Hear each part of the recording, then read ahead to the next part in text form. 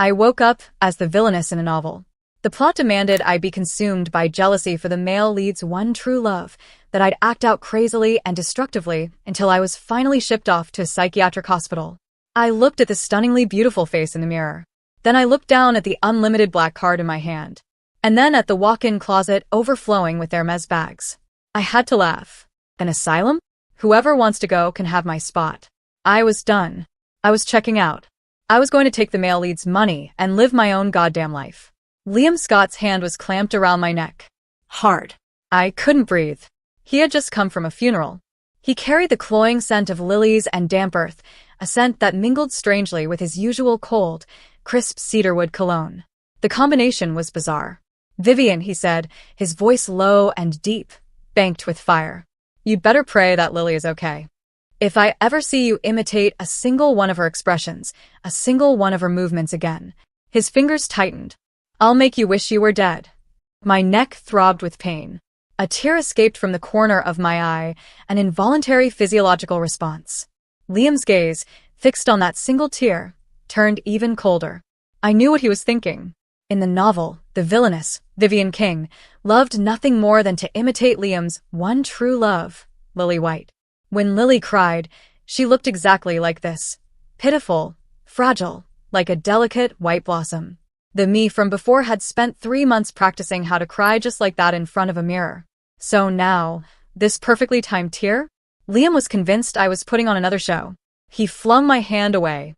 I stumbled, catching myself on the cold, hard surface of the vanity to keep from falling. My throat was on fire. Cough, cough, cough. I clutched my neck, hacking until my lungs ached. Liam looked down at me, his eyes filled with the kind of revulsion you'd reserve for a piece of trash. "Remember my words," he said, yanking at his tie before turning to leave. "Stay away from Lily. If she doesn't wake up today, you'll be buried with her." Slam. The bedroom door shuttered in its frame. I leaned on the vanity, gasping for air. The woman in the mirror was a wreck. Her face was flushed, tears clung to her lashes, and her hair was a mess. But damn, she was beautiful. Vivian's face was a masterpiece. More vibrant, more aggressively stunning than Lily's innocent, girl-next-door purity. Too bad the novel's male lead, Liam Scott, only had eyes for Lily's type. He found Vivian's beauty garish and conniving. That's why no matter how she mimicked Lily, how she tried to please Liam, how she schemed to break them up, she was destined to lose her family, her fortune, and her sanity, ending her days in an asylum. Tragic. I touched the red marks on my neck. The stinging pain was a sharp reminder. This wasn't a dream. I had really been transported into a book. I was the villainess with the miserable ending. Liam's threat still echoed in my ears. "If she doesn't wake up today, you'll be buried with her." I remembered. This was a key plot point. After Lily returned to the country, Vivian had arranged a minor car accident. Lily was physically unharmed, but had fainted from the shock. Liam, convinced Vivian was behind it, had come to confront her. Then, the original Vivian had cried and screamed, swearing her innocence while trying to throw herself at him, using her body to win him back. The result, of course, was like pouring gasoline on a fire. Liam's disgust had only deepened, laying the groundwork for him to eventually commit her. I looked down at myself. I was wearing a silk slip of a nightgown, thin and translucent. Clearly, it was the original owner's intended weapon. A shiver ran down my spine. I snatched the thick terry cloth robe from the back of a nearby chair and wrapped it tightly around myself. Buried with her? An asylum? No. No, thank you. I valued my life very much. And since I was here, as a rich, beautiful woman no less, why would I throw it all away? The male lead belonged to his true love. The money belonged to me. I walked to the massive floor-to-ceiling window. Outside, the river glittered with the lights of the city's most expensive district. Beneath my feet was a priceless, hand-woven rug. The bags and jewels in my closet could fund several lifetimes of luxury. I touched my still sore neck. My mind was made up. I was checking out. I was done playing games. I would stay far, far away from the main characters. And I would take Liam Scott's money and enjoy my life. As for Lily, I hoped she would wake up immediately, healthy and vibrant. And I hoped she and Liam would be shackled together for eternity, just as long as they left me alone. Lily woke up the next morning. False alarm. Liam hadn't shown up looking for me. probably wrapped up with his beloved. Perfect. More peace for me, the start of my grand retirement plan. Step 1. Move out of Liam's penthouse. The place was too big, too empty, and way too cold. Too luxurious to be homey, and too risky for accidental encounters with him. Bad for my mental health. I called a real estate agent. My instructions were simple. Downtown. Spacious. Single-floor apartment. Stunning view. Fully furnished. Move-in ready. That afternoon, I hauled my limited edition suitcases into my new home.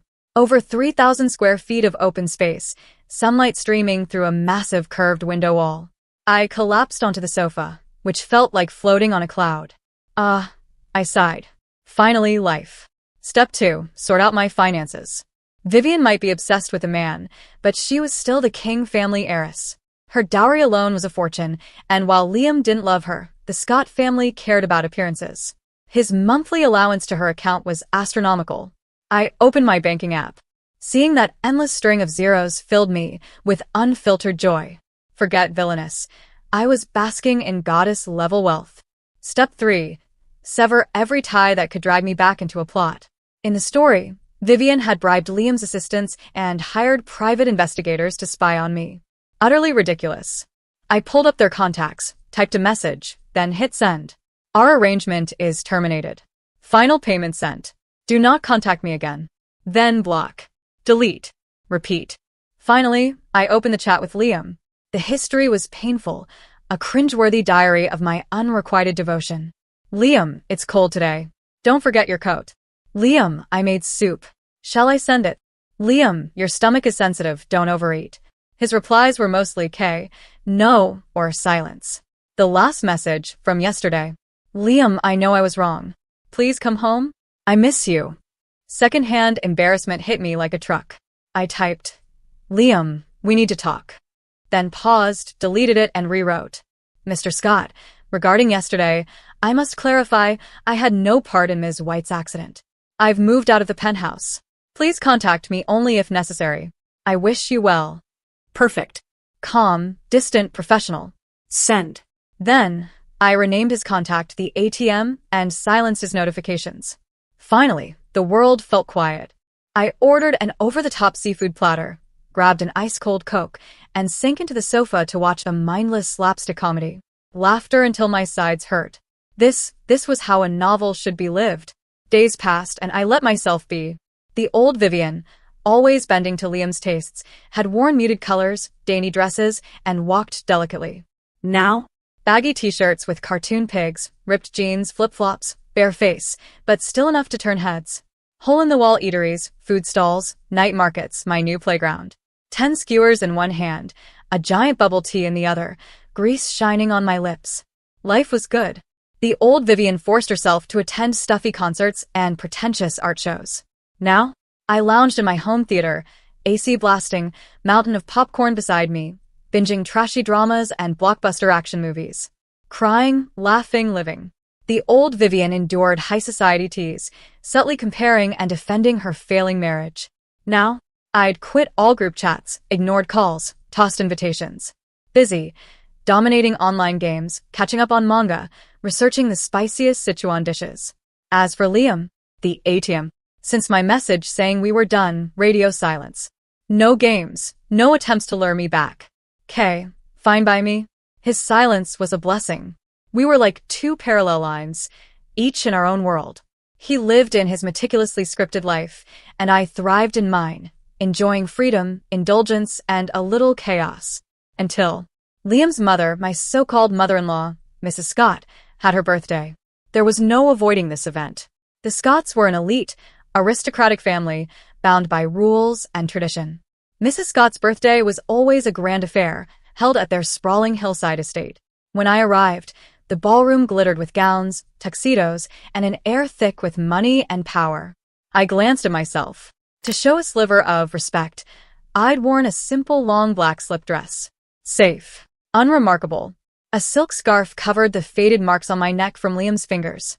Light foundation, muted rose lipstick, hair pulled into a modest twist. Pearl studs for jewelry. On another day, I might have blended in perfectly. Here, surrounded by women who looked like they had robbed a high-end boutique, I looked plain, almost shabby. As expected, my entrance drew stares. Curious, speculative, and perhaps a little smug. Well, well, if it isn't Mrs. Scott, a shrill voice called. Mrs. Davenport, one of Vivian's old frenemies. She sauntered over, eyes raking me like hooks. Vivian, darling, you look so plain. Didn't Liam get you anything new for today? She raised her voice deliberately. Nearby women peeked, covering their smiles with their hands. Honestly, Mrs. Scott, this won't do.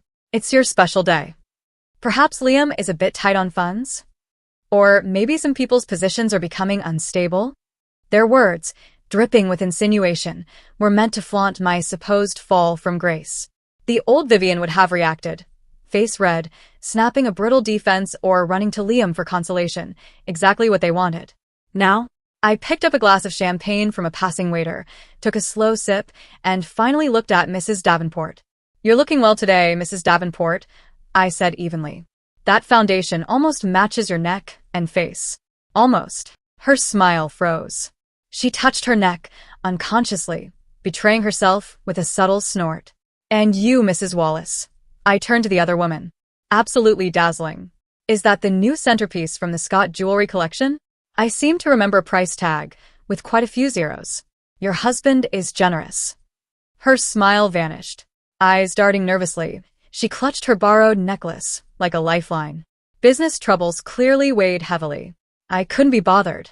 I walked away, leaving them flustered and pale, or maybe flushed. Who could tell? Their attempts to provoke were tedious. I focused on what truly mattered. The food. Headed straight for the dessert station, I had just grabbed a tempting slice of Black Forest cake when an icy voice froze me in place. You certainly seem to be enjoying yourself. My hand trembled slightly. Chocolate nearly slid off the cake. I turned.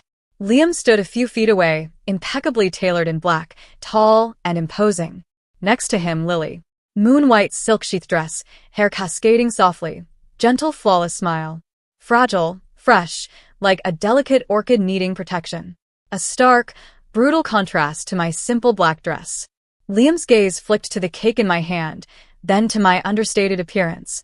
His brow furrowed almost imperceptibly, a mix of disgust and indifference clear in his eyes.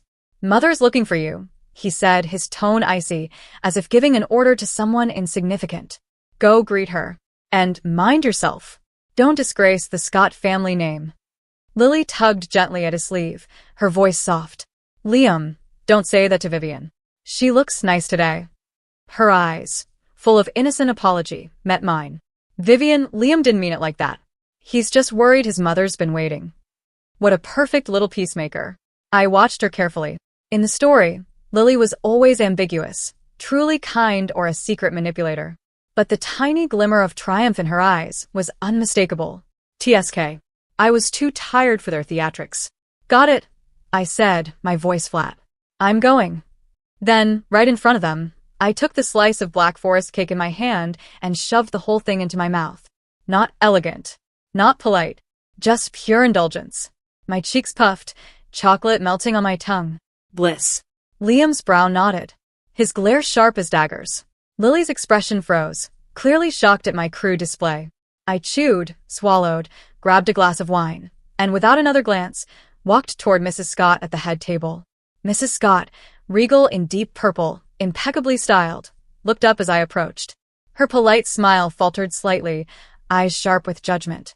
Mother, happy birthday, I said evenly. She acknowledged, brow arched. Why are you dressed like that? Don't you understand the occasion? No sense of propriety. She gestured toward Liam and Lily. And why are you wandering alone? Go join them immediately. Under this kind of pressure, the old Vivian would have been a trembling bundle, fumbling and publicly humiliated. I inhaled deeply and met her gaze. Mother, I'm not feeling well today. I apologize if I seem rude, I said, voice calm but audible. I fear I might pass along my germs and spoil the evening. Now that I've paid my respects, I'll be leaving. Speechless. Clearly not expecting such directness. The old Vivian would have endured any humiliation to impress Liam. You, she stammered. I wish you a long and healthy life. Your gift has been placed in your study by the butler. I added with a slight bow, etiquette flawless. Ladies, if you'll excuse me. Before anyone could react, I turned and walked out. My exit was clean, decisive. I could feel Mrs. Scott's astonished eyes, Liam's cold, piercing stare, and the whispers of society women enjoying the spectacle. I didn't care. Outside, the night air was cool and refreshing. I called a rideshare, standing on the side of the road with the Scott estate behind me, a vast, cold cage. I kicked at a pebble. Freedom felt good. A little over a month later, Liam came looking for me. It was a rainy weekend afternoon. I was curled up on the sofa, a sobbing mess, clutching a large tub of ice cream while watching an old tearjerker. The doorbell rang. Video intercom. Liam, handsome, expressionless, damp from the rain. His features seemed sharper, aura colder. I frowned. What could he want? After a pause, I buzzed him in. After all, I couldn't leave the CEO of Scott Industries standing outside in the rain. He entered, bringing with him a chill and the scent of rain. His eyes scanned my living room. Empty snack wrappers, half-eaten chips, soda cans, the nearly empty ice cream tub still in my hands. I wore a fluffy dinosaur onesie. Tear tracks streaked my cheeks. A total disaster. Disgust flashed in his eyes. What is it? I asked, grabbing a tissue to blow my nose. I stayed put. No intention of offering him a drink. He hesitated, clearly unused to this attitude, before sitting in the armchair opposite me. Soft chair, soft landing. Slightly uncomfortable, even. Next month is grandfather's 80th birthday, he said flatly, like it was business. It will be at the family estate. You are expected to attend. Oh, I said, shoveling a giant spoonful of ice cream into my mouth. Cold, but satisfying. Got it. Liam's frown deepened at my crude gesture. Vivian, he said sharply, watch your manners. I swallowed a mouthful of ice cream. Mr. Scott, I'm in my own home in pajamas, eating ice cream, and watching a movie. What kind of manners do you expect me to show? I said calmly. It's not like I'm out there embarrassing your family. His sharp gaze studied me, like I had suddenly become a stranger. What have you been doing lately? He asked abruptly. I paused. Eating, sleeping, playing games, watching shows. Why? You haven't been bothering Lily? His suspicion was thick in his voice. I almost laughed in sheer frustration. Liam, I told you before, Lily's accident had nothing to do with me. I have no interest in meddling. I'm busy enjoying my life. I don't have time for your drama. I paused, then added, don't worry. As long as you keep the deposits coming, I'll stay far away from both of you. You can have your epic, angsty romance. I'll just be a quiet, on-paper Mrs. Scott. I won't interfere. Direct enough? Checked out enough for him? Liam's expression darkened. His eyes were complex. Curiosity, confusion, perhaps even a flicker of offense. Vivian, he said, his voice hard. You'd better mean that. Of course, I said, resuming my ice cream. Don't let the door hit you on the way out. He stood, towering over me. For grandfather's party, dress appropriately. Don't embarrass yourself like last time. And just like that, he was gone. The door closed, sealing off the oppressive chill he'd brought. I rolled my eyes. Jerk, I muttered, returning to my ice cream. On the screen, the hero and heroine were finally reunited, crying in each other's arms. I cried too, along with them. Grandfather Scott's 80th birthday was an even grander affair than his wife's. The main hall of the family estate, ancient and magnificent, gleamed with carved beams and intricate decorations. The guest list was a who's who of the country's elite, politicians, business tycoons, celebrated artists. Formality and festivity blended in the air. I had learned my lesson. I hired a stylist days in advance. We chose a conservative, dark red velvet gown, long-sleeved, high-necked, revealing nothing but my wrists. Hair in a flawless updo, small jade earrings, subtle makeup. I looked demure, elegant, and utterly non-threatening, perfectly suited for the role of the on-paper Mrs. Scott. When Liam saw me, his gaze lingered briefly. No words, just a slight nod. Lily was there too, ethereal in a pale pink chiffon gown. Sweet, fairy-like, standing by Liam. He treated her warmly, shielding her, speaking softly. Observers whispered among themselves. See? That's the one he really cares about. The real wife is just for show. Probably won't be long before she's out for good. I ignored them, grabbed a glass of juice, and found a quiet corner. The ceremony dragged on, speeches, gift presentations, cake cutting.